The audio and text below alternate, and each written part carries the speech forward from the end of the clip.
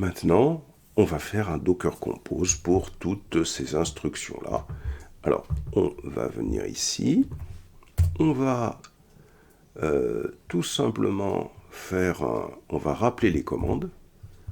Voilà, donc j'avais là cette première instruction, je la récupère, je fais un bouton droit et je vais la coller dans le bloc-notes ici, comme ça. C'était l'instruction pour créer la gateway. Je crée le conteneur pour créer la gateway. On peut rappeler l'autre instruction. Il faut être certain que c'était la bonne instruction par contre. On revient dessus. C'était dockerrun -itd -m gateway service -p8080 -net gateway image. Ok. Ensuite, la location service qui est ici. Voilà. On va la mettre au-dessus, puisqu'on l'avait créée en troisième. On va rappeler le véhicule.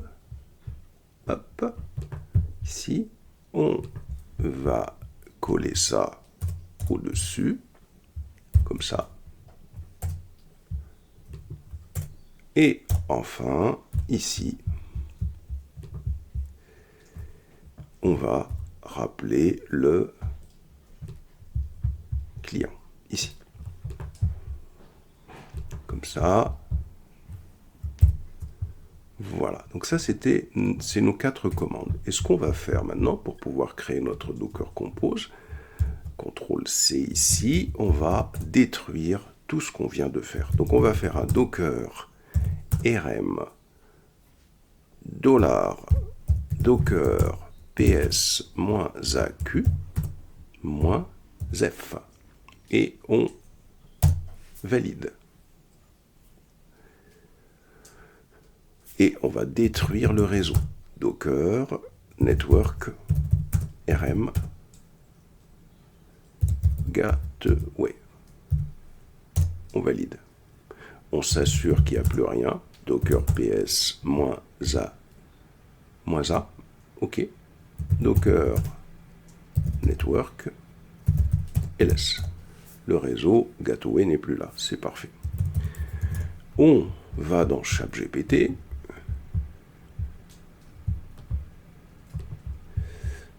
Je vais aller sur ChatGPT. Hop. Apprenez à travailler comme ça, surtout pour des choses simples et très compréhensibles. On écrit ChatGPT. Hop. Et là, peux-tu me créer le Docker-compose pour les 4 containers suivants. 2 points. Et là, on récupère ces 4 containers et on va les coller. Et on valide. Voici, il va me créer les 4 conteneurs et on va aller vérifier que c'est bien ça. Donc vous aussi, vous faites exactement la même chose. Une fois qu'il m'a créé ça, on récupère tout ce fichier, tout ça.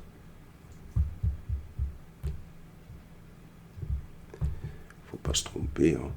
Ah, bah tiens, je l'ai ici, là, hop. Et on vient se positionner.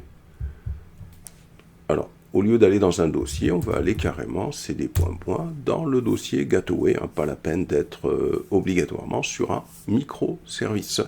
Et là, on va faire nano docker-compose.yml. Et vous collez. Validez. Et puis là, donc, on a bien notre Docker Compose. Alors normalement, la première ligne, celle-là, on peut la supprimer. Il suffit de se positionner sur version, vous faites un contrôle, bon, on va la supprimer avec tout simplement de cette façon-là. Si elle ne veut pas partir, voilà. Et on appuie sur suppress. Donc là, on voit qu'on a plusieurs services qui ont été créés grâce au Docker Compose qui vont faire fonctionner des conteneurs. On a le service client service, c'est un service. Qu'est-ce qu'il crée? Il crée un conteneur qui s'appelle client-service avec l'image client-image sur le port 8081 raccordé au réseau Gateway. C'est parfait. On a un autre service qui est véhicule-service qui fait fonctionner l'image véhicule-image, ok, qu'on a créé tout à l'heure, et qui crée un conteneur véhicule-service qui fonctionne sur le port 8082 et qui est raccordé au réseau Gateway. Ensuite, on a un autre service qui est location-service qui crée un conteneur location-service qui exécute l'image location-image sur le port 8083. Ensuite, on a le réseau Gateway. Vous avez ensuite le dernier service, Gateway Service, qui fait fonctionner l'image Gateway Image, qui exécute le conteneur Gateway Service et qui mappe le port 8080 et dans le réseau Gateway. Et enfin, on a ici la création du réseau Gateway. Voilà, on sauvegarde et on fait un Docker compose app-d. Valide. On fait un Docker PS. Les 4 conteneurs sont en exécution. Des fois, on attend un petit peu. Voilà. Et là, on va se faire le http localhost 2.8080/accueil. Voilà. On valide. Et voilà, on a notre application qui est fonctionnelle. C'est parfait. Voilà. Voilà donc pour la façon de dockeriser notre application. Et donc, qui est architecture en microservices. Et donc maintenant, il va y avoir des exercices, cette fois-ci, sur lesquels il va falloir plancher. Donc, les exercices sont les suivants, ici. Travaux pratiques. Le premier TP sur lequel vous devez plancher, c'est le suivant. L'objectif, donc, c'est de créer une machine vagrante avec Ubuntu, version que vous voulez, et d'installer sur cette machine vagrante Docker. Allez revoir les cours sur Docker hein, si ça pose un problème. Ensuite, deuxièmement, la deuxième des choses, c'est de pousser les images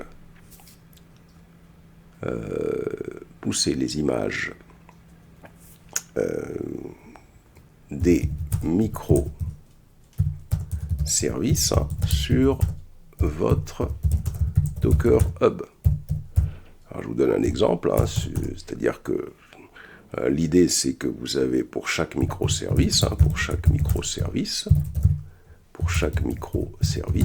il faudra, si vous voulez, le taguer hein, avec le nom, le logging de votre repository hein, et vous le pousserez. De toute façon, on avait déjà fait ça en classe. Normalement, vous devriez y arriver. Troisièmement, créer le Docker Compose sur la machine vagrante et lancer l'exécution des microservices.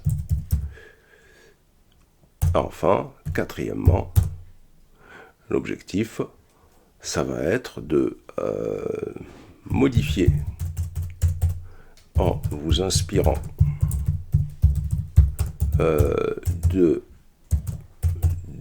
Docker Compose réalisé en classe sur le microservice client dans lequel on avait, si vous voulez, donc dockeriser MySQL et le microservice client.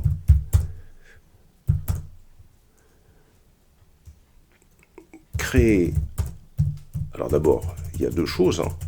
Il faudra d'abord, il y a deux choses. Petit a, modifier chaque microservice. Alors c'est pas chaque microservice. Modifier le fichier application.property de chaque microservice, ce qui doit fonctionner avec la base de données, pour que elle communique avec une base de données MySQL. D'accord. Voilà. Petit b, créer le Docker Compose pour cette configuration où les microservices communiquent avec MySQL. Donc ça, vous avez suffisamment maintenant de background pour essayer de commencer à réfléchir à des exercices. Et la semaine prochaine, nous ne serons essentiellement que sur DevOps. Voilà. On pensera également à travailler sur l'application directement en MVC pour voir comment on la dockerise, puisque l'objectif c'est que au retour, quand vous développez, vous devez savoir faire cela, quelle que soit l'application.